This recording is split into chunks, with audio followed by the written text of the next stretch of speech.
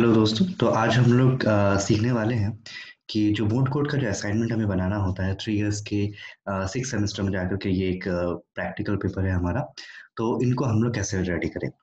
तो mode code का जो असाइनमेंट रहेगा उसका जो जितने भी मेरे पास सैंपल्स थे प्लस जो सिलेबस दिया गया है गुवाहाटी यूनिवर्सिटी में और प्लस बार काउंसिल का जो रूल है इंटर्नशिप का, उन तीनों को मिला करके जो एक कंक्रीट मोड कोड का असाइनमेंट रेडी होना चाहिए, वो मैंने रिसर्च करके थोड़ा बहुत यहाँ पे कोशिश किया है कि आप लोगों को एक साथ यहाँ पे सारा चीज़ बता दिया जाए, ताकि आप जब मोड कोड का असाइनमेंट रेडी करें, तो आप लोग को ज़्यादा प्रॉब्लम ना हो। तो मोड कोड का जब असाइनमेंट हम लोग रेडी करेंगे, तो उसमें सबसे पहले यहाँ पे देखिए, सबसे पहले हमें क्या करना है, फ्रंट पेज पे जाना है। फ्रंट पेज नॉर्मली जैसा रहेगा, फ्रंट पेज आप लोगों को पता ही होगा कैसे ड्रॉ रेडी करना है हमें। फ्रंट पेज आज तक जैसे भी हम लोगों ने कोई भी असाइनमेंट रेडी किया था, वैसे एक फ्रंट पेज बनेगा। उसके बाद आपको क्या करना है, सेकंड पेज में, फ्रंट पेज के बाद जो सेकंड पेज आएगा, उसमें आप क्या कर सकते हैं, अपने कंसर्न जो प्रोफेसर है, उनसे एक सर्टिफिकेट ले सकते हैं, जहाँ पे वो सर्टिफाई करेंगे कि हाँ, ये जो स्टूडेंट है वो मेरे गाइडेंस के अंडर में मोड कोड का जो भी असाइनमेंट वगैरह है इन्होंने प्रिपेयर किया है। उसके बाद एक्नॉलेजमेंट, आपको एक पेज एक्नॉलेजमेंट का लगेगा। उसके बाद आप प्रीफेस बना सकते हैं। फिर आता है कंटेंट। ठीक है, तो ये जस्ट एक सैंपल है, मैं बताने की कोशिश कर रहा हूँ, मैंने जितना भी रिसर्च किया है, मैंने जितना भी चीज़ों को देखा है, उससे मैंने एक कंक्रीट मतलब एक क्या बोल सकते हैं, समरी में मैंने प्रेजेंट करने की कोशिश किया है कि अगर फिलहाल आप इतना भी बना लो तो आपका असाइनमेंट जो है वो कंप्लीट हो जाएगा। उसके बाद आता है कंटेंट। तो कंटेंट में आपको क्या-क्या देना है? कंटेंट में आप इंट्रोडक्शन पक्का देंगे कि मोड कोड क्या है, ये पेपर हमें क्यों प्रोवाइड किया गया है। और सेकंड में हम लोग क्या करेंगे कि मोड कोड जो है वो जो सब्जेक्ट है, जो भी प्रैक्टिकल पेपर है या फिर एक्चुअल में जो मोड कोड हम लोग करते हैं, तो वो स्टूडेंट के लिए क्यों इम्पोर्टेंट है। ठीक है? तो उसका एक इम्पोर्टेंस आप बता सकते हैं यहाँ पे। इसके बाद भी आप बहुत कुछ ऐड कर सकते हैं इंट्रोडक्शन पार्ट में, ऐसा कोई रेस्ट्रिक्शन नहीं है। लेकिन मेरे हिसाब से अगर इतना इतना भी ऐड कर दें इंट्रोडक्शन में, तो आपका काम चल जाएगा। उसके बाद में मोड कोड केसेस जो है, जो कि गुवाहाटी यूनिवर्सिटी का जो सिलेबस है, उसमें हमें 3 मोड कोड केसेस प्रेज़ेंट करना है, ठीक है? तो मोड कोड केसेस के लिए हमें 30 मार्क्स प्रोवाइड किया गया है। 100 मार्क्स का पेपर है जिसमें 30 मार्क्स हमें मोड कोड के केसेस के लिए दिया गया है। तो मोड कोड केस हमें 3 प्रोवाइड यहाँ पे करना है। तीनों में 10-10 नंबर रहेंगे और 10-10 नंबर जो है वो 5-5 करके डिवाइड है।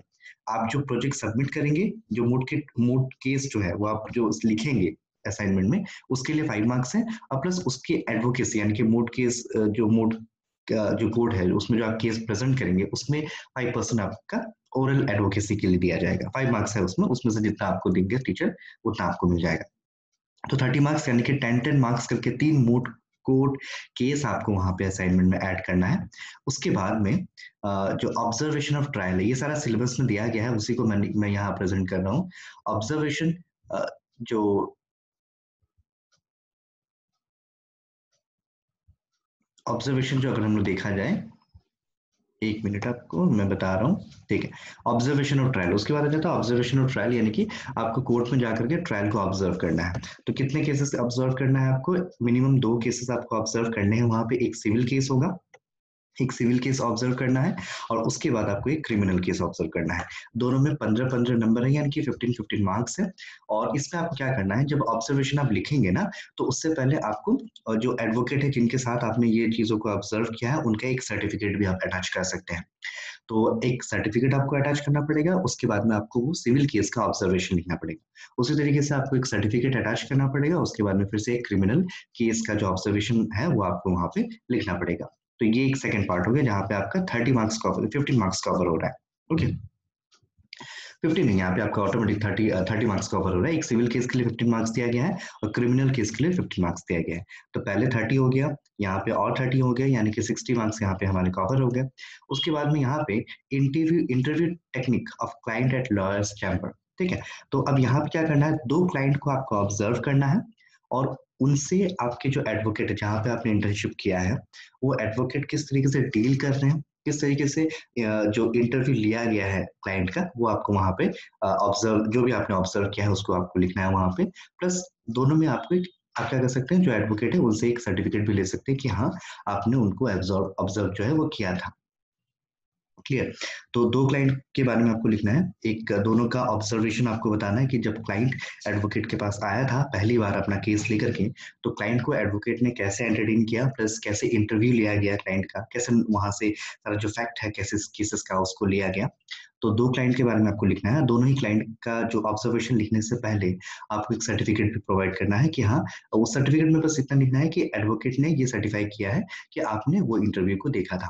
क्लियर। तो ये दो क्लाइंट के बारे में लिखना है, प्लस उसके साथ में आपको जो क्लाइंट केस दे के गया था आपके एडवोकेट को, वो केस देने के बाद में वो कोर्ट का ट्रायल होने से पहले जो आपके एडवोकेट है उस केस के ऊपर कैसे प्रिपरेशन किया, क्या डॉक्यूमेंट्स बनाए, क्या पेपर्स बनाए, क्या स्टडी किया, कौन सा एआई रेफर किया, इतना भी डिटेल में नहीं जाना है, लेकिन हाँ आपको ऑब्जर्व करके डिटेल बताना है कि कैसे केस का प्री प्रिपरेशन किया गया, मतलब ट्रायल होने से पहले केस का कैसे प्रिपरेशन किया गया, वो आपको वहां पे बताना। तो यहाँ पे दो पार्ट आ गया। एक तो हो गया क्लाइंट का इंटरव्यू, यानी क्लाइंट और एडवोकेट जब पहली बार मिले थे तो उसके बारे में आपको लिखना है कि क्या ऑब्जर्व आपने किया, किस तरीके से आपके एडवोकेट ने क्लाइंट से बात किया। और एक बार जब केस वो मिल गया क्लाइंट और एडवोकेट को, तो उस केस का ट्रायल होने से पहले एडवोकेट ने उसका कैसे प्रिपरेशन किया वो आपको यहाँ पे लिखना है। तो दो क्लाइंट के बारे में आपको यहाँ पे ये अटैच करना होगा, प्लस यहाँ पे एक सर्टिफिकेट भी आपको अटैच करना होगा। यहाँ पे मैंने लिखा भी है कहाँ कहाँ आपको सर्टिफिकेट अटैच करना चाहिए। उसके बाद में इंटर्नशिप डायरी, लास्ट में आपको इंटर्नशिप डायरी देना है। तो इंटर्नशिप डायरी जो है वो प्रॉपर्ली आपको क्या फॉलो करना चाहिए, जो बार काउंसिल का रूल है वो फॉलो करना चाहिए। जहां तक मेरे पास सोर्सेस था और मैंने बार काउंसिल का रूल जहां तक एनालाइज किया, तो मुझे ये पता चला कि 3 इयर्स एलएलबी जो है, 3 इयर्स एलएलबी के लिए क्या रूल है। तो ये एक रूल दिया गया है कि आपका जब भी क्लासेस चलेगा, यानी इंटर्नशिप जो सेमेस्टर है, सेमेस्टर का जो भी क्लासेस चल रहा होगा उस समय आप इंटर्नशिप नहीं कर सकते। आप वैकेशंस में कर सकते हैं। जब भी आपको वैकेशन मिलेगा, विंटर वैकेशन हो गया या समर वैकेशन हो गया, उस वैकेशन में ही आप क्या कर सकते हैं, जो इंटर्नशिप है वो कर सकते हैं। आपको मिनिमम 12 वीक्स ऑफ इंटर्नशिप करना है, यानी कि 3 साल का आपका कोर्स है एलएलबी का। 3 साल में आपको लगभग मिनिमम, कम से कम है, इससे ज्यादा आप कर सकते हैं, 12 वीक्स, यानी कि 12 वीक्स देखा जाए तो लगभग 3 महीने का आपको इंटर्नशिप मिनिमम करना है। और एक बार जब भी आपने इंटर्नशिप स्टार्ट किया है, तो वो इंटर्नशिप 4 वीक से ज़्यादा नहीं होना चाहिए। सपोज मैंने एक पीरियड ऑफ इंटर्नशिप लिखा कि मैंने 1 जून से स्टार्ट किया था, तो 1 जून से अगर आपने स्टार्ट किया था तो आपको एंड करना पड़ेगा 30 जून तक एंड करना पड़ेगा। आप ऐसा नहीं लिख सकते कि मैंने 1 जून से लेकर के सीधा 30 जुलाई तक या 31 जुलाई तक मैंने 2 महीने तक लगातार इंटर्नशिप किया, ये ऐसा नहीं चलेगा। आपको नॉट मोर देन, यानी कि 4 वीक से ज़्यादा इंटर्नशिप एक टाइम में नहीं करना है। तो आप एक सिंपल सा जो डायरी आपका बनेगा उसमें क्या करना है, आपको 3 डायरीज आपको बनाना पड़ेंगे और 3 सर्टिफिकेट्स भी लेने पड़ेंगे। 3 सर्टिफिकेट्स भी लेने पड़ेंगे। ये कंपलसरी नहीं है, लेकिन हाँ अगर ले तो आपका ये प्रॉपर बनेगा। तो 3 डायरीज आपको बनाना पड़ेंगे। डायरीज मतलब क्या है, 3-4 पेजेस का वो रहेगा जहाँ पे आपको डिटेल देना है कि आपने कब से कब तक इंटर्नशिप किया। तो 3 साल का कोर्स है, 3 साल का कोर्स में आप क्या करेंगे, तीन तीन डायरी आप प्रोवाइड करेंगे, यानी 3-4 पेजेस का 3 बार आप बनाएंगे। उसमें पीरियड ऑफ इंटर्नशिप लिखेंगे, हर साल एक इंटर्नशिप का पीरियड वहां पे आप लिख देंगे और एक सर्टिफिकेट भी प्रोवाइड कर देंगे। और तो यानी कि सर्टिफिकेट भी हमें 3 प्रोवाइड करना पड़ेगा, 3 साल का 3 सर्टिफिकेट हमें प्रोवाइड करना पड़ेगा।